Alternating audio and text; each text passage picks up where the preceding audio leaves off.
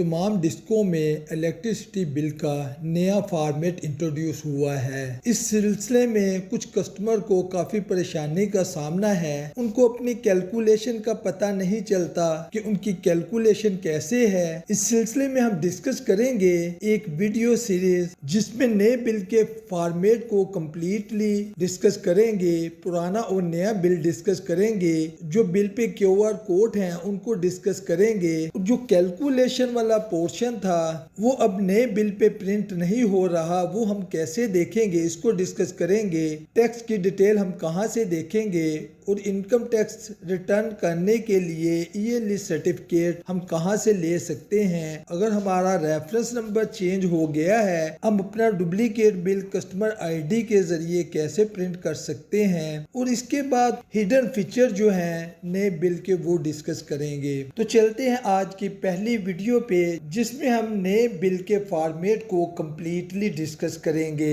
इस बिल के जो मेन सेक्शन है, एक कस्टमर डिटेल है, मीटर की इंफॉर्मेशन है, रीडिंग डेट्स हैं, पेएबल सेक्शन है, बिल चार्जेस हैं और बिल हिस्ट्री है। जो कस्टमर डिटेल वाला पोर्शन है इसमें क्या क्या इंफॉर्मेशन है, reference number, customer ID, name, address, feeder, sanction load, status, sub division, tariff category, ये तमाम इंफॉर्मेशन हमें कस्टमर डिटेल में मिलेगी। इन चीजों की हमें जरूरत पड़ेगी जब भी किसी कस्टमर ने अपनी कोई कंप्लेन इंटर करवानी होगी, तो जितनी मालूमात उस कस्टमर को रिक्वायर्ड होंगी वो सब इस पोर्शन में हमें मिलेंगी। दूसरा जो मेन पोर्शन है मीटर इंफॉर्मेशन, इसमें मीटर का नंबर होगा, मल्टीप्लाई फैक्टर होगा, प्रीवियस रीडिंग, प्रेजेंट रीडिंग होगी और टोटल कंजम्पशन होगी। रीडिंग डेट के पोर्शन में रीडिंग किस डेट को हुई, बिल किस डेट को इशू हुआ, ड्यू डेट क्या है, इस चीज की मालूमात बहुत से कस्टमर को नहीं कि अगर ड्यू डेट गुजर जाए तो 50% लेट पेमेंट सरचार्ज के साथ बिल जमा करवाया जा सकता है within 4-5 days. Payable section में amount within due date क्या थी, अमाउंट आफ्टर ड्यू डेट क्या है, लेट पेमेंट सरचार्ज क्या है, ये तमाम जो डिटेल है ये इस पोर्शन में मिलेगी। इसके बाद आगे बिल चार्जेस है जिसमें एनर्जी चार्जेस का ब्रेकडाउन है, एरियर और इंस्टॉलमेंट की अमाउंट है और पेएबल अमाउंट है। इसके बाद बिलिंग हिस्ट्री है,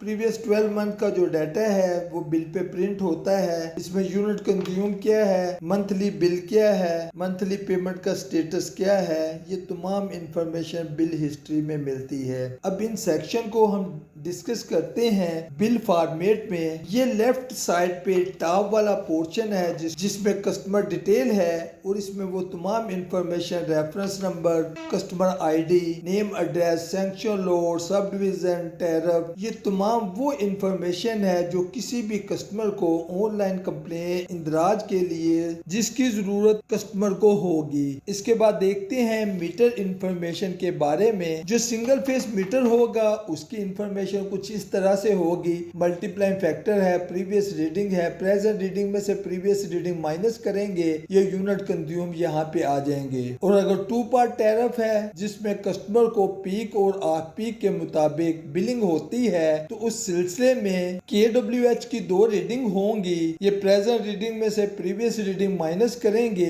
जो डिफरेंस आएगा उसको मल्टीप्लाई फैक्टर से मल्टीप्लाई करेंगे, ये यहाँ पे टोटल यूनिट कंज्यूम आ जाएंगे।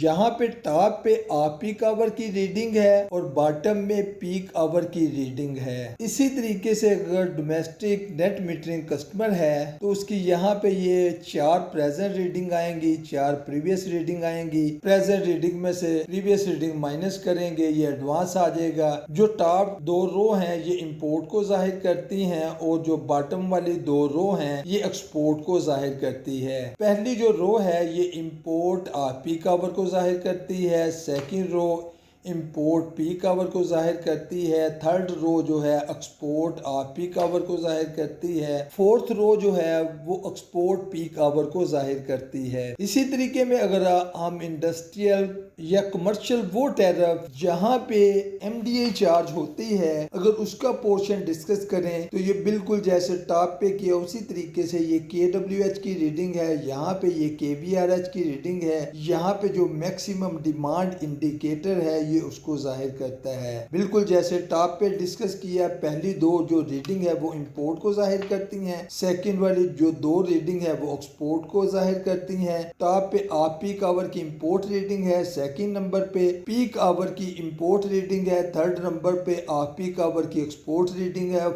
यहाँ पे नीचे अगर देखें प्रीवियस कम्युलेटिव एमडीआई है, ये प्रेजेंट कम्युलेटिव एमडीआई है। प्रेजेंट कम्युलेटिव एमडीआई में से अगर प्रीवियस कम्युलेटिव एमडीआई माइनस करेंगे तो ये वही एमडीआई आएगी जो इस पोर्शन में जाहिर है। यहाँ पे ये बताना चाहता हूँ ये जितने ये मीटर हैं ये last day of the month या according to schedule set by discom उसके मुताबिक मंथ एंड पे ये रीसेट होते हैं। ये काउंटर हर महीने एक इंक्रीज होता है, यानी ये काउंटर बता रहा है कि ये मीटर 37 टाइम रीसेट हो चुका है। इसके बाद देखते हैं बिलिंग डेट्स क्या हैं। ये बिल के राइट साइड पे टॉप वाला पोर्शन है जहाँ पे ये बिलिंग मंथ जून जो हो रहा है और इस मीटर की जो रीडिंग डेट है वो 30 जून है और ये बिल जो इशू हुआ है वो 2 जुलाई को हुआ है। ड्यू डेट 21 जुलाई 2026। ये पेमेंट वाला पोर्शन है। यहाँ पे ये इस कस्टमर की पेएबल अमाउंट है। लेट पेमेंट सरचार्ज जो है यहाँ पे 50% है इस अमाउंट का और ये 21 जुलाई ड्यू डेट थी। अगर ये कस्टमर किसी वजह से 21 जुलाई को जमा नहीं करवा सका, ये 24 जुलाई 2026 तक 50% लेट पेमेंट सरचार्ज के साथ जमा करवा सकता है और अगर 24 जुलाई भी गुजर जाएगी फिर इस कस्टमर को तकरीबन 10% लेट पेमेंट सरचार्ज पे करना पड़ेगा। इसके बाद ये इस कस्टमर का बिल चार्जेस का ब्रेक डाउन है। यहाँ पे एनर्जी चार्जेस की अमाउंट है, साथ उसकी परसेंटेज लिखी है, टैक्सेस की अमाउंट है,